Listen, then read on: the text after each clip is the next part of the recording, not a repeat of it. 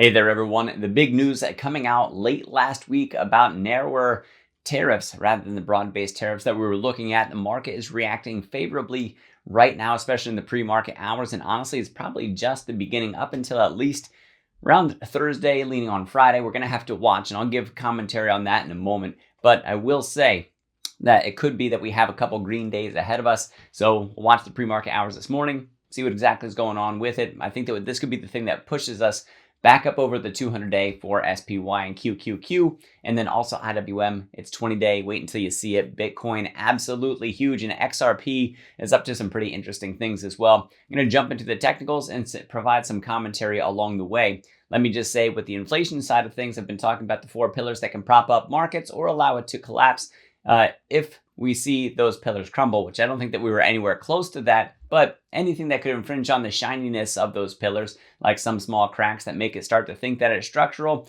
those are things that's going to rattle the markets from where they currently stand. So one of those things is inflation itself. We want subdued inflation, and well, tariffs were something that, along with the suspicions that we had that inflation could potentially come back, that some broad-based tariffs on top of that would be the thing that would really put the cracks into that pillar and then cause the other pillars to also destabilize, as they tend to support each other. The other ones being GDP, strong labor market as well. And then the last thing is easy monetary policy. Well, we heard from the Fed with their monetary policy that they are going to stay pretty much restrictive, but they are going to pull back on their quantitative tightening a little bit. I believe it's from 25 billion rolling off their balance sheet down to only 5 billion rolling off their balance sheet. And so that in itself is some sort of easing. It went from like a more of a death grip down to just like choking off a little bit. So maybe that's not a perfect analogy, but it is a little bit of a loosening coming from the Fed. Now, mind you, their inflation that they had out there, that they have in the summary of economic projections for the end of 2025,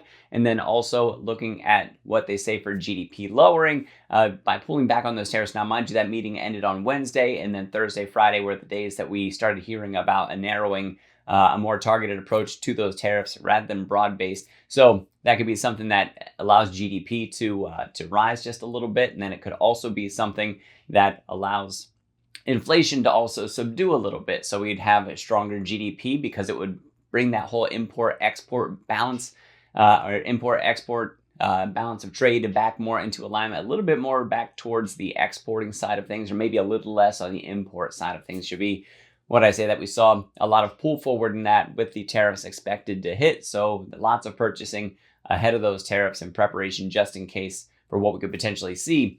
So that stuff already on hand, it could be something that really does help out the import side of the equation for what we're looking at for GDP. So that could also be something that helps out for the inflation side as well and could affect long-term forecasts. So we're going to jump into the charts and we're going to see where we could potentially go and what we're looking at in terms of limitations that we need to break in order to go totally bullish on the charts in front of us. So by the way, if you guys want to hear more of my commentary, see more of what I have to say, see some other experts out there, including talking about other stocks, crypto, TMF. There's even somebody over in the Discord for that as well. There's a link down in the description where you can see the buys, sells, the trade wins, you name it, all available over there, including a bread bot that can help signal when something's about to take off or drop, and then you could trade accordingly if that's what you see fit. And then also advanced charting tools, AI features, you name it, down in the description, code word cash. Make sure that you check it out. That code word is going to give 50% off the first month sign up. So here we go. SPY tracking the S&P 500. Where are we at in the pre-market hours, and what could that mean? Well, you can see, you can see that I'm still uncoordinated. So these high wicks that we have here, just signs of selling pressure, but in the pre-market hours, putting us right up into that territory where the bears really gritted their teeth and bared their teeth at us and growled at the bulls and kind of scared things back down. Well, if I take away the EMAs here, what you're going to see is this orange 200-day coming across here. And what we want to do is we want to get back up above that. The 20 just touching the 200 right now. We want that to be more of a false signal. The RSI is still down below 50. Getting on the top of the 200-day is the first big thing that we want to watch for. What that would give us is 2 lows here, or consecutive lows, where this second low is higher than the first low. And then we want to overtake this previous peak that we have here. That could show us that we're starting to turn things around. So fingers crossed on this for SPY. It is something that there's, if you look through the S&P 500, the NASDAQ 100, Russell 2000, there's tons of green happening because of the idea of more targeted tariffs that, hey, it's going to be allow us to breathe easier. That's not going to hit everything so hard. It's going to hit some things still pretty hard. So we want to be watchful for that. Getting up above the 200 is the first big thing. If we go out to the weekly chart on this, look at that indecisive candle that we have from the previous week. When you have a narrow body like this and then these longer wicks coming off of it, that's something that can show a lot of indecision. And then the next candle can show you the next direction that you're going to go. Well, here's the pink 50 week that we're looking at. Absolutely huge, historically speaking, for a spot where we find a bounce in the markets. And well, today in the pre-market hours, we're up above it, getting us a full candle this week. If this is a good week, this could be something that could really start to move the markets upward in a technical sense, leading up to that April 2nd date, which isn't so far off. We have March 28th on Friday, which is when we get personal income and outlays, which is going to be a huge catalyst for us. The markets might be just a little bit nervous up until we get that. A good report there, a very strong report that could really help those pillars of GDP, monetary policy, inflation, and labor participation. Now, mind you, not so much the labor side of things, but things that would contribute to the narrative that they're actually in really good shape, that we still have a lot of strength in the economy, staving off anything about recession or anything that might tell us a little bit more details about how tariffs are currently impacting us even before the reciprocal tariffs hit. Like what's the market doing in response to that, or anticipation of that coming up. So March 28th is that catalyst that we're looking for. Now, mind you, this 50 week can be huge for a bounce. Last time we hit it was going all the way back to October of 2023, and you can see what followed that with the sort of rally that we got coming out of there. We need more shininess in those pillars. We want to see the low inflation coming in with the PCE on Friday. Thursday, what we have for labor market data there for the initial jobless claims is also going to be impactful. And then after that, the next week, I had to check the dates on it, but early April, it's usually the first week in April is when we get non-farm payrolls and unemployment rate. We want to watch those as well. So watch that 50 week. Getting up above that could show us that we're heading in a bullish direction. And honestly, what we have for the tariff news, this could at least allow us to experience some upward pressure, at least some relief from all the downward pressure that we've been experiencing, and allow us to come back up and test this blue 50 week. So moving over to the Qs, looking at the daily chart, very similar to what we saw for SPY. We want to get back up on top of this trend line for the Qs, a very clear trend line that we do want to trade above. We have the 20-day just above that. We should easily be able to sit on top of that. Sitting on top of this blue 20-day is going to be the first sign that, we could be seeing a lot of upward pressure in the markets and see a bit of return of strength coming to the markets as well. So we want a good, strong 2 weeks here. And if we get that good, strong 2 weeks, that can be very, very good for finding that upside. And then our eyes start to go to, first of all, for historic resistance and also psychological resistance. 500 is that first number that we're looking at. So about 3% up from where we're at right now in the pre-market hours. After that, it's okay, can we take over these previous highs? Because that's the overall market high, historically speaking, for the NASDAQ 100, for QQQ that we're looking at right now that tracks the NASDAQ 100. So getting up to there, we'll probably find a lot of rejection. We got to watch out for a triple top. Now, mind you, usually a big snap comes with some sort of major catalyst. So until we have that moment, well, I think that we're going to see some rise, some levity come back to the markets. Getting on top of the orange 200-day is going to be critical for us to see that happen. Let me take that down so we can focus on the 50-week, which we traded below for the last 2 weeks. Another indecisive candle. Again, 50-week is in pink, currently at about 486. If we can trade up above that this week, that's a very good and bullish sign. We want to be watchful for it. And I've already made the other commentary for SPY.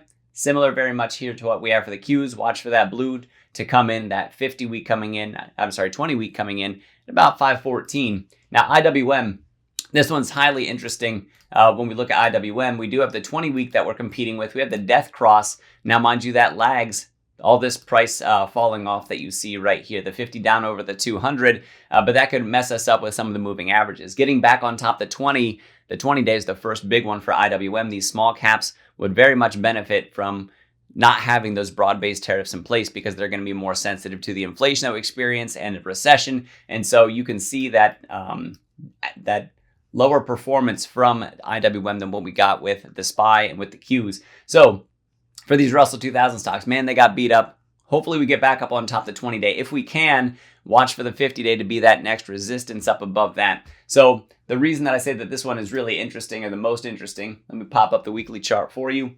And we're also going to put the technicals back on screen, and that looks like a mess. Let me zoom out. Here's the cup part of it. Here's the handle coming off of this, and you can see we touched that lower trend line. Get a lot of downward pressure coming in here around these lines of resistance, these 0.5 Fibonacci retracements that we have. Well, Fibonacci retracement or extension is about the same either way because of the cup and handle shape that we have.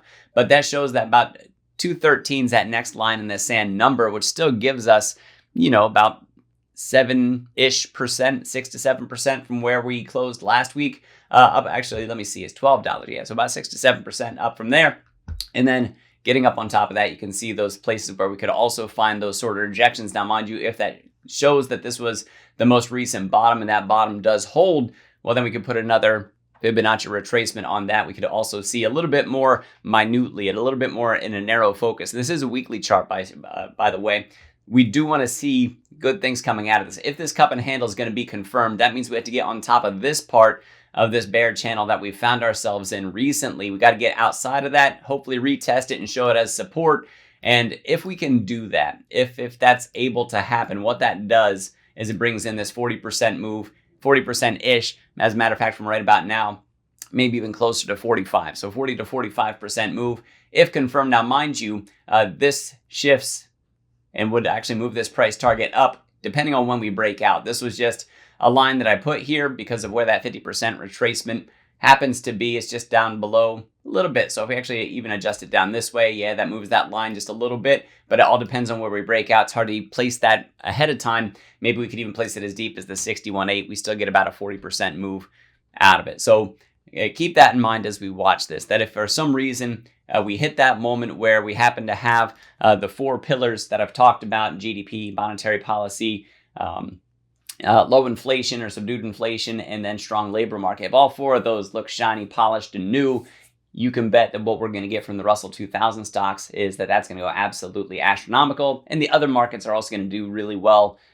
as well. So that would be like a full risk-on scenario in my opinion. And that means that Bitcoin is also hitting new all-time highs, most likely under those circumstances. And people seem to really favor XRP. So I'm going to put up those two charts for you here, and we'll talk about those. So for Bitcoin, what's so big about Bitcoin right now? Well, looking at the weekly chart, we actually got that bounce off of the 50-week on this. Let me take down the EMAs so we can just look at the SMAs that are on this. There we go. And we'll even take down some of these technicals so it's not so distracting. There's the 50-week, getting a nice old bounce off of that one. If we drop it down to the daily chart, where does that put us? Well, we actually had the 20 crossing down over the 200, which is a bearish thing. However, that time that we spent down below the 200, we are now back up on top of it after getting pushed back down on Thursday of last week. You can see since we have gotten that information, more targeted tariffs, that allows some of the risk to come back into the markets. It also takes the VIX and should drop it a little bit for us too. Like I said, should be a good week. We're going to watch for it. Next big thing for Bitcoin is that 90,000 mark. Are we able to cross it? If we're able to cross it and stay on top of it, sit on top of it, then we start to look at that 100K. So XRP, just to wrap things up here for you in terms of what we're looking at for crypto, 200-day is like way down there, like 173. 20-day, we're sitting back on top of that. We got that as support for us. 235 is about that number right now. And then at 247-ish, actually 243 is where we have this 50-day. And right now we're getting a candle sitting on top of that. Some good news that we got. We came down to a low. It's higher than the previous low, which is higher than the previous low. And then we look at the highs. That high is higher than that previous high. However, this next one is the next one to look for. It's around 262 to 265. Sitting on top of that is going to be the next strong sign that we see. But you'll also notice that we are still in the midst of all this chop. So really getting up above that 265 starts to take us out of that chop area, but not necessarily out of all the selling pressure. But we are sort of in that sideways part of things. Now, if you look at the technicals here, there's a few things I want to notice. One, as I said, that we could potentially have a head and shoulders, but the neckline was never broken, so never confirmed.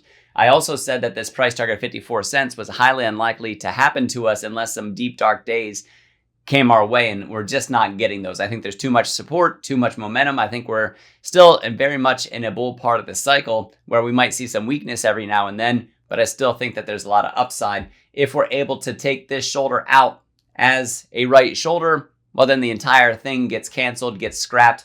No such thing as the head and shoulders pattern anymore. As a matter of fact, the longer that we spend out here, even without breaking that shoulder, starts to make it look like a weaker and weaker case. Plus, we'll be sitting on top. We are currently sitting on top of the 50. Need to get the 20 back up on top of it. That's the one thing that I would say is that this moving average, this blue one, we want to see that sit back up above the pink one. We want the faster moving averages over the slow ones to be bullish. And if you're looking for bearishness, then of course you want the faster moving averages to cross down over the slower moving averages. That puts you up in more of a bear scenario. So tells you what to look for. We currently have that 20 kind of going flat on us. We want to see it inflect up, cross back up over the 50. The longer we hold that 50 as support, the more likely that is to happen. So let me close things up here. Guys, if you haven't come on over to the Discord, that link in the description, 25% off your first month. You'll see the buys, the sells, the TradeWinds channel that's over there. Like I said, there's tons of, there's the AI bot that's over there. You have advanced charting tools. You have the bread recipe, the bread the bread bot, which is also there for you. Stock Mo's over there. Crypto Will, if you love crypto, he's in there all the time. Tensei, 808 is also over there.